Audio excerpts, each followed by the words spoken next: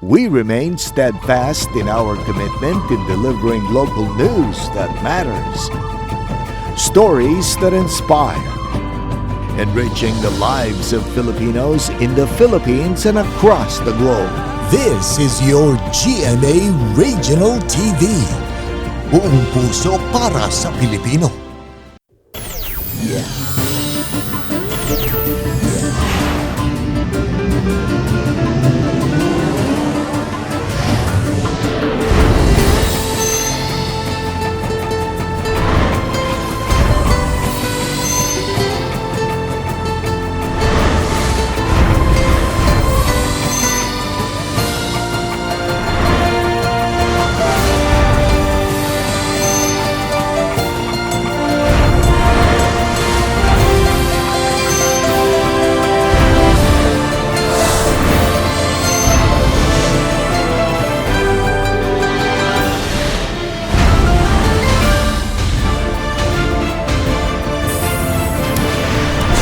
Kini ang GMA Regional TV Balitang Bisdak.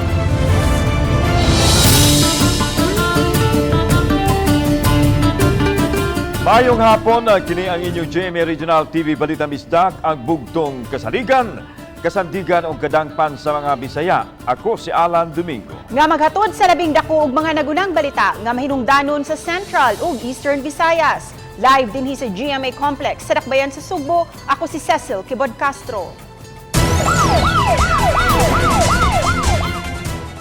Usa ka 37 anyos nga lalaki ang ipusil sa makadaghang higayon nga misangpot siyang hinanaling kamatayon sa Dan Espolario Barangay Dulho Fatima, Dakbayan sa Sugbo. Kaganinang kadlawon, ang biktima na ilhan nga si Joseph Fernandez Impisaw, kinsa nagbarug-barug lang dihang miabot ang riding in tandem ug dayon pusil kaniya. Ang mga sospek misibat raw sab dayon human sa pagpamusil.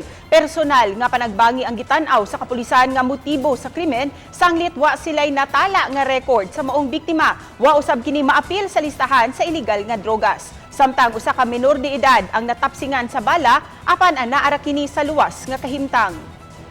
So until now, ang ato ang kapulisan sa Station 11 blanco pasad sa unsay mga motibo hilabi na nga daghang bala ang miigo sa biktima. Mga skilled sewer nga taga Sugbo mao'y labing pinangita nga mananahi sa nasod sa Japan. 43 ang nakasalmod sa qualifying exam ug sa trade testing isip rekisito silang pagpanarbaho sa Japan. Siloan meron din sa report. Sa PESO, kon Public Employment Service Office sa Dakbayan sa Lapu-Lapu, gipahigayon ang pag-fill out sa mga application sa ilang panarbaho. Sa atubangan usab sa PESO Lapu-Lapu City, gipahigayon ang qualifying exam. Gipahibaw ni Butch Alcazarin, Vice Presidente sa usa ka recruitment agency, nga walay gasto ang mga applicant kun madawat na sa trabaho.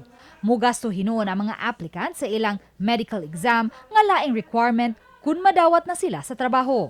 Kaya pag abot nila sa Japan, usa sila i-deploy sa ilang actual work, naapa sila upgrading training for about month. Sa usa ka buwan nga training na unya didto sa Japan, makadawat og 50,000 pesos nga allowance ang mga sewer trainee. Hinuon ang 50,000 pesos, limpyo na nga suhulan nga dawaton sa mga sewer. Daghang pang overtime, mutaas pa na. Ato as high as 75,000. Usa sa applicant si Melody Canupin, taga Upper Tabuk, Mandawi City, Minyo ug may tulo ka mga anak. Napu katuig na siyang nanahi sa usa ka planta sa MEPS alang sa i-export nga mga branded clothing. Kanang future savings para sa mga bata. Tulo. Sagad sa gibansay sa tahi sa Manpower Office sa Dakbayan, nakatrabaho og mga planta sa MEPS. Ya karon ni ari lang mi para mo assist ani para testing para ngadto nila sa Japan. Uban ni Marlon Melgazo, Luan Merondina, Balitang Bisdak.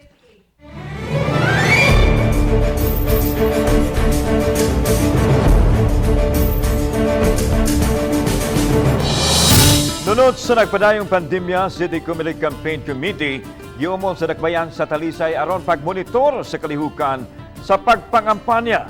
Detalye sa live report ni Femery Dumabok. Fem. Yes, gawas sa pagsiguro sa kaluwasan di sa pagpangampanya, ang mga komitiba ang magsiguro usab nga masunod ang guidelines sa health protocol diha sa pagpangampanya.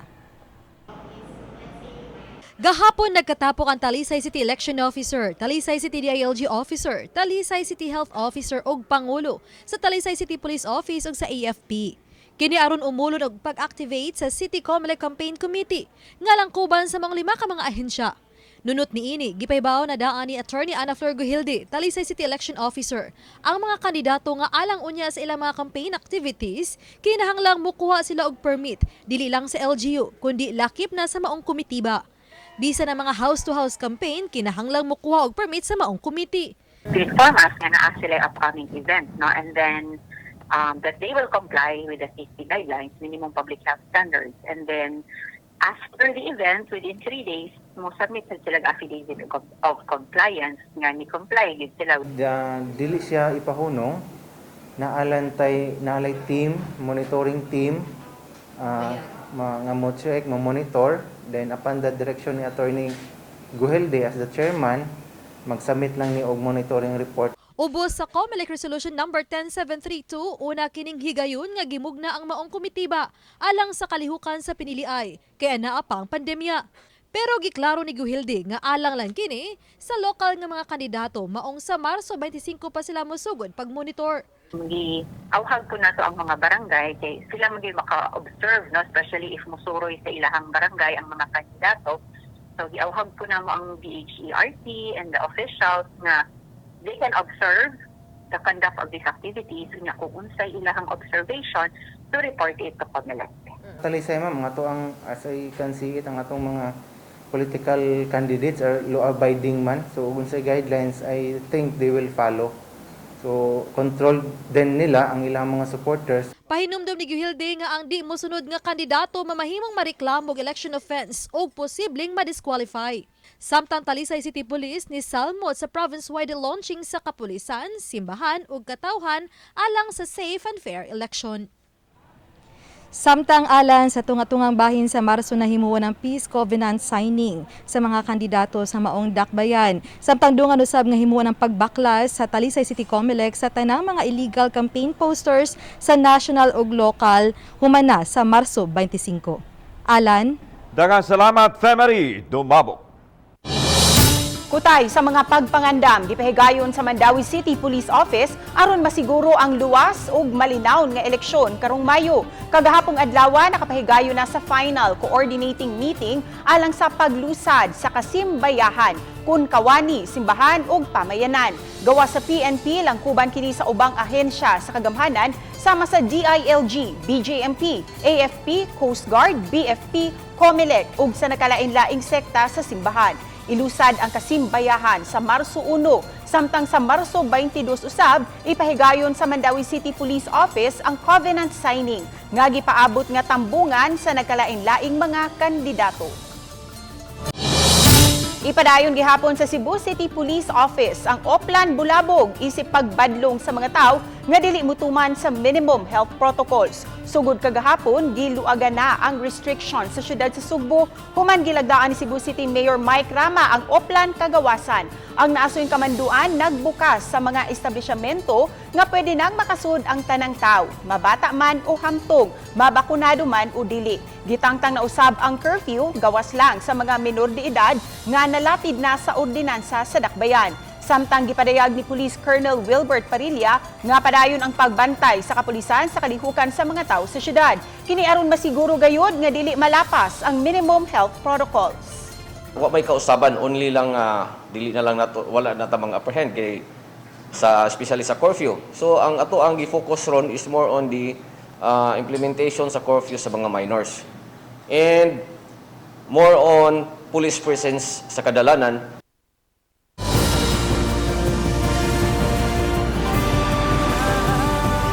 Kini ang GMA Regional TV Balitang Disda.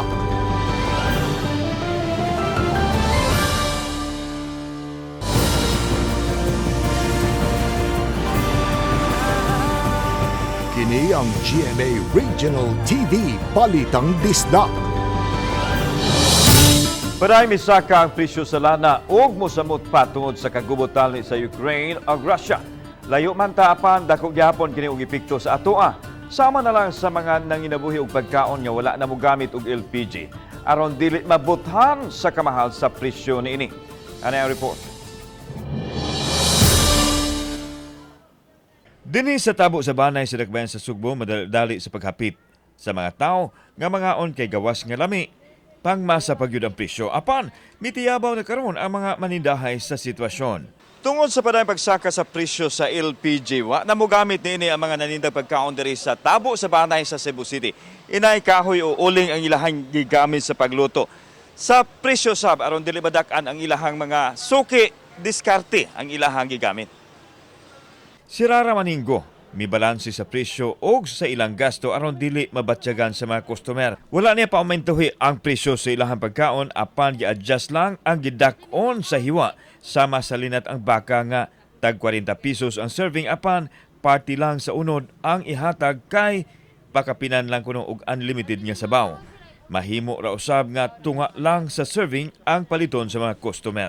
40 ang serving, sir, pero ang pagdahom sa customer, ingani 40. Common sense na, sir, ingani sa niya, mahal may kanang presyo sa baka. Si Fisa Cristan, wala na usab mo gamit og LPG apan mahal man kaayo ang karne ug mga sagol sa lutoong sudan, busa na pugos siya sa pagpatong og 10 pesos sa serve sa iyahang gitinda. Presyo 40 mang taasa, di makaya. Mo na nga among serving, amo lang sa gipatasan. Si Jubilin Bukaw, nigamit og kerosene sa iyang negosyong pungko-pungko apan ang kaniadtong tag 100 ang galon, karon ni dubli na. Og misaka sab ang presyo sa mantika. Busa nangayo siya og pagsabot sa mga suki kay wala siya kapilian kundi ang pagpauminto gamay sa iyang fried chicken, bula-bula ug uban pa. Kinanglan mo iminto jud ta kay og di ta mo iminto. Kuha man talakansi. Ang padayong pag-uminto sa presyo sa produktong petrolyo nakamugna og domino effects sa presyo sa tanang palaliton og basic services. Kauban si Clufer Lumayag, ako si Alan Domingo. Balitang Bisdak.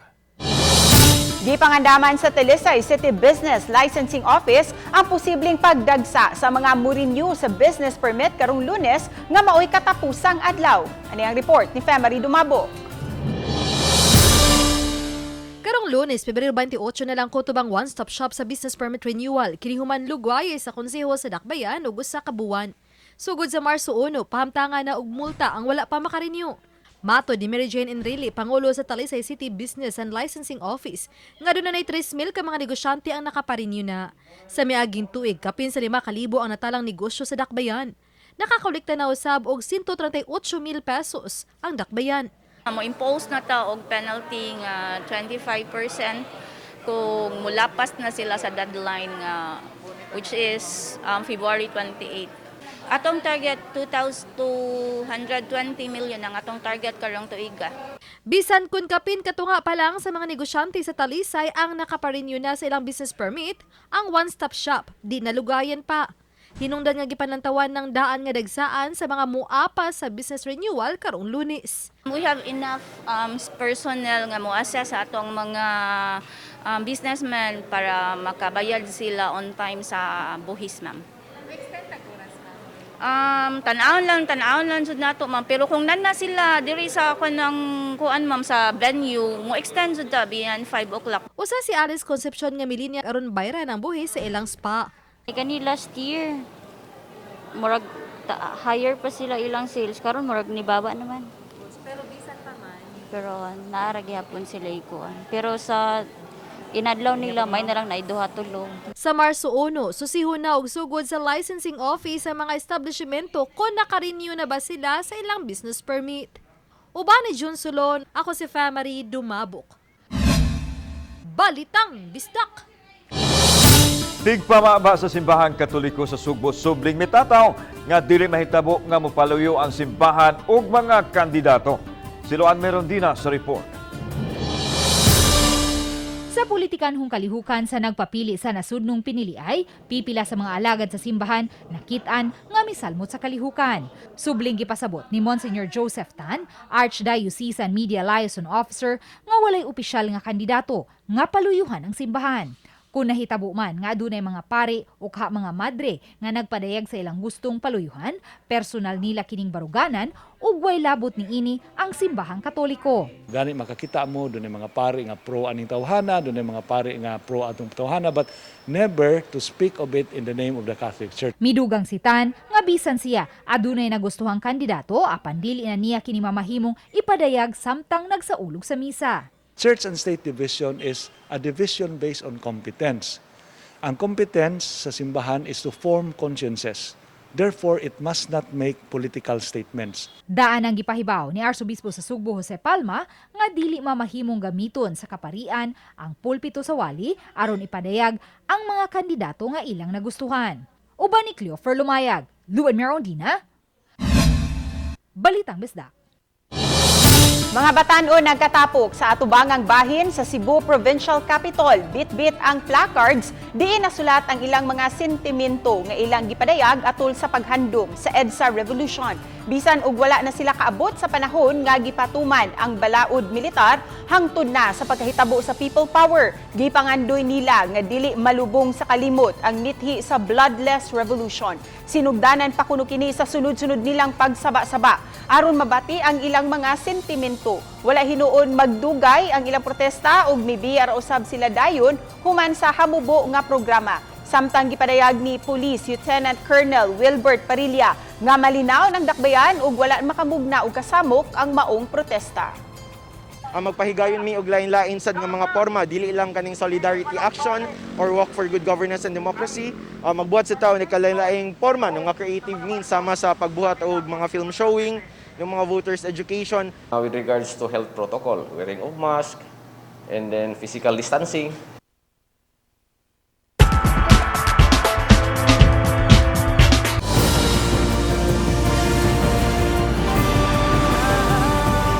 Kini ang GMA Regional TV Balitang Bisdak.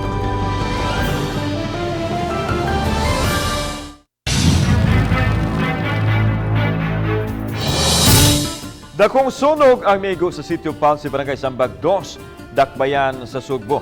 Pasado alas 2 na dawat sa mga bumbero ang alarma sa sunog. Samtang giingong mga bata nga nagduwag pusporo ang hinungdan sa sunog. Samtang wa pa makapagawas og report ang Cebu City Fire Office mahitungod sa sunog subay sa pagpadayon sa ilang investigasyon. Human mapahigayon ang covenant signing sa Lapu-Lapu City Police Office Commission on Election sa Dakbayan sa Lapu-Lapu ng hinaot nga mutuman ang mga kandidato sa ilang mga gisaad. Kabahin sa covenant signing kagahapong adlaw mipirma ang tanang mga kandidato sa covenant wall isip pagmatuod nga ilang gidawat ang maong kasabutan. Kabahin sa kasabutan ang ilang panaad nga likayan ang kagubot, kasamok ug pagtamod sa kasagrado sa piniliay. Subay niini nang hinaot ang mga opisyal sa COMELEC Lapu-Lapu City nga mutuman unta ang mga kandidato sa ilang mga panaad. Samtang makigtagbo ang COMELEC sa kapulisan alang na sa paghanay sa mga lakang sa pagtangtang sa mga poster sa mga kandidato nga wala mutuman sa common poster area. Naginusarang mananaog sa 642 Philippine Charity Sweepstakes Office Lotto Draw. Kakahapon, Pebrero 24, nipalit og ticket dito sa lungsod sa Mualboal, Cebu. Ang winning ticket nga dunay combination 12, 29, 15, 3, 6, 20. Adunay jackpot prize nga mukapin sa 28 milyones ka pesos. Matod sa PCSO nga ang mga premyo nga kapin sa 10,000 pesos subject sa 20% nga tax ubos sa tax reform for acceleration and inclusion o TRAIN law.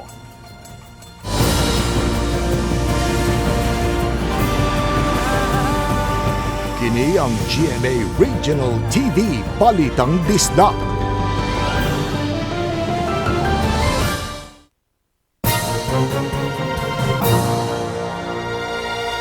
Happy Friday sa tanan, kini atong latest weather update, February 25, 2022. Ang low pressure area na naa sa gawas ng atong Philippine Area of Responsibility na gilayon sa 880 kilometers sa may silangan, habagatan silangan ng Mindanao. Ang trough or extension kini ang nakaapekto sa may lalawigan sa Mindanao. Samtang ang shoreline ang paday nakaapekto sa may eastern sections ng Northern Luzon.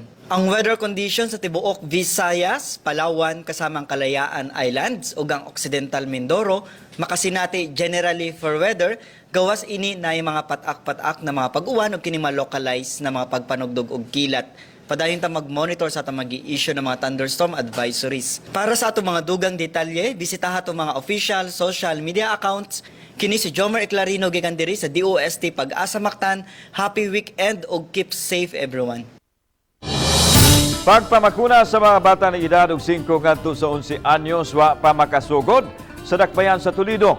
Gipasabot ni Dr. Hill Macato, Pangulo sa Operations sa City Health Department sa Toledo City. Nga sa pagkakaroon, wa pa sila nadawat nga guidelines ug supply sa bakuna alang sa extended pediatric vaccination. Hinoon, nagpadaan gihapon ang ilang pagpamakuna alang sa mga edad og 12 anyos pataas. Sa pagkakaroon, anaa na sa 43.81% sa eligible population sa Toledo City. Ang nagdawat sa lahang first dose, samtang anaa pa sa 37.51% ang nakakumplito na sa duha ka dose. Basin by the second week of March, magkasugod na ta. Naghuwat ta sa guidelines o ang supply sa vaccine. Kaya siyempre, iba man ang klase nga vaccine ang 5 to 11. Usa ka gatos ka mga mandawihanon, mga beneficiaries sa financial assistance to individual in crisis situation. Musumada sa kinatibuk-ang 498,000 pesos ang hatag alang sa usa ka gatos ka mga beneficiary. Ang hinabang pinansyal naglangkob sa medical o burial assistance. Padayon ang pag-ubo sa kaso sa COVID-19 sa dakbayan sa Sugbo, di nakatala na lang og 498 active cases. Samtang 4.29% usab ang positivity rate nga mas ubos sa 5% nga threshold sa WHO. Apan bisan pa man niini nanawagan gihapon ang Emergency Operations Center nga kanunay musunod sa minimum health protocols aron dili mokatap pagbalik ang virus. Mibalik na sa pagpamakuna ang mga batang na edad og 5 hangtod sa 11 anyos sa dakbayan sa Sugbo. Kinihuman na hunong og duha ka adlaw kay nagkuwang ang bakuna sa Cebu City. Apan gitugutan na sa Department of Health nga gamiton ang 50% sa bakuna kaalang sa second dose aron makapadayon ang vaccination. Misaka na ngadto sa 3,658,892 ang mga kaso sa COVID-19 sa Pilipinas. Kaganiha dugang 1,671 ka mga kaso ang natala. Misaka gamay ngadto sa 55,140 karon ang aktibong mga kaso gikan sa 55,079 kagahapon. Samtang sa Central Visayas o Region 7 naabot na sa 180,321 ang total number of cases. 2,774 niini ang aktibong kaso. Sa Region 8, musumada na sa 61,884 ang kinatibuk-ang mga kaso. 161 ang aktibong kaso sa pagkakaroon. Nico Sereno, Balitang Bisdak. Lumba sa mga bangka, gipahigayon sa kadagatan sa dakbayan sa Talisay. Mga mananagat og mamasulay sa syudad og silingang mga lungsod ni Salmon. Ano ang report ni Femari Dumabo?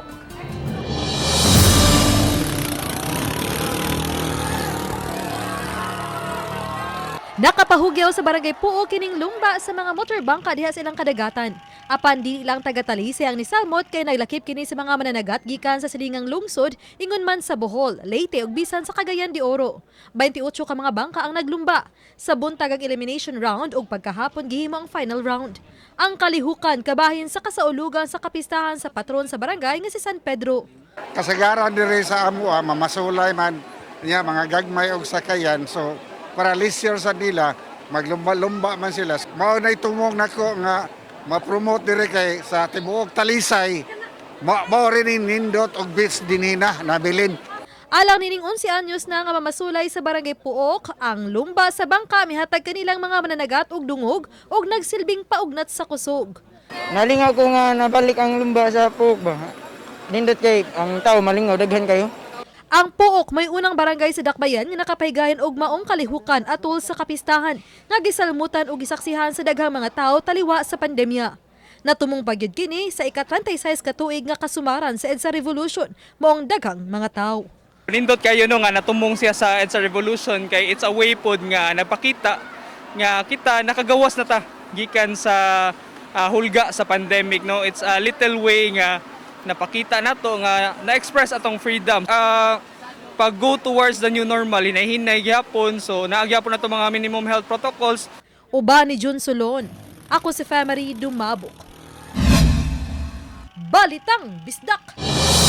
Salamat sa mga kapuso nato apil lang na sa kawasan nasod nga nakisayod sa mga dagko ug mga nagunang balita sa rehiyon ug gikan dinhi sa Central ug Eastern Visayas. Ako si Alan Domingo. Ang inyong balita, ang among balita kay matag lokal nga balita mahinungdanon. Kini ang inyong GMA Regional TV Balitang Bisdak. Buong puso para sa Pilipino. Ako si Cecil Kibod Castro ug maayong hapon mga kapuso.